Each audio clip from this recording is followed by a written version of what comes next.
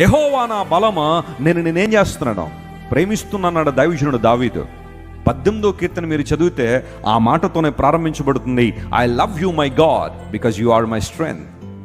నీవు నా బలమై ఉన్నావు గనుక నేను నిన్ను ప్రేమిస్తున్నాను ప్రభు అనే మాట దావీదు గారు రాశారు.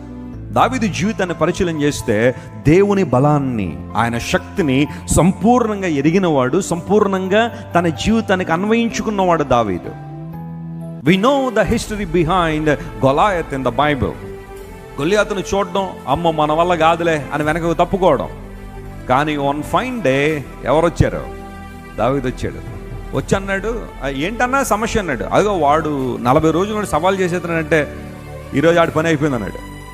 అసలు నీ స్థితి ఏంటి, అసలు నీ స్టేచర్ ఏంటి, నీ సైజ్ ఏంటి, వాడి సైజ్ ఏంటి, నువ్వు మాట్లాడుతున్న మాటలేంటి?